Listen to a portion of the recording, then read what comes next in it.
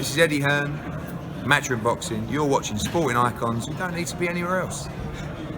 Now, one of the best boxing matches of our generation would be Anthony Joshua and Wladimir Klitschko. I think most of us can agree on that one. And a lot of people will remember a bit of a scuffle in the ring afterwards between Anthony Joshua and Vitali Klitschko. Now, a lot of people didn't know, including myself, we didn't know exactly what happened. And I put it down to Vitali Klitschko just being angry with the fact that Anthony Joshua beat his younger brother. And as an older brother, of course, you always want to defend the honour of your younger brother. But anyway, what's happened here is Jacob Stich Duran, of course, he was in the corner of Tyson Fury when he defeated Deontay Wilder last time out, plus many, many others. He's an excellent, excellent cornerman. But he was speaking to Jonathan Banks. Now, Jonathan Banks is currently the trainer of Triple G and a few others. But Jonathan Banks was at the time in the corner of Wladimir Klitschko. And Wladimir Klitschko, he spoke to Stich Duran and told him exactly what happened as to why Vitali Klitschko went mad after Anthony Joshua. And this is what Stich Duran had to say. Jonathan Banks was telling me something that had happened. Jonathan's response was, when somebody speaks real fast to Vitali, and maybe with a British accent, he responds to according to what he hears. So I think Anthony Joshua went over to congratulate Wladimir and said, effing good fight. And Vitali picked up just on the word effing. And that's what Jonathan Banks was telling me. He said he had to come between them. He and Joshua have a good relationship, and so Banks had to step in.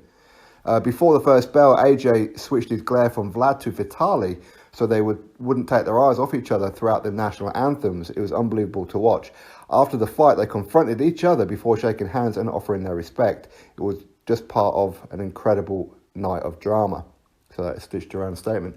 So what he's saying in a nutshell here is that during the fight with Anthony Joshua, of course, there was loads of highs and emotions and that flying around. And of course, Anthony Joshua ended up winning the fight by a stoppage in round number 11. And afterwards, he went up to Wladimir Klitschko and said, man, that was a effing good fight. Vitali didn't quite understand what it was that Joshua said and thought that he was having a dig at Wladimir. That's why he went after him.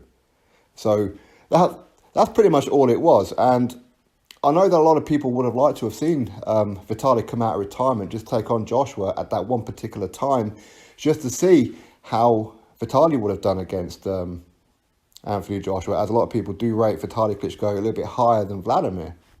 I mean, it is what it is.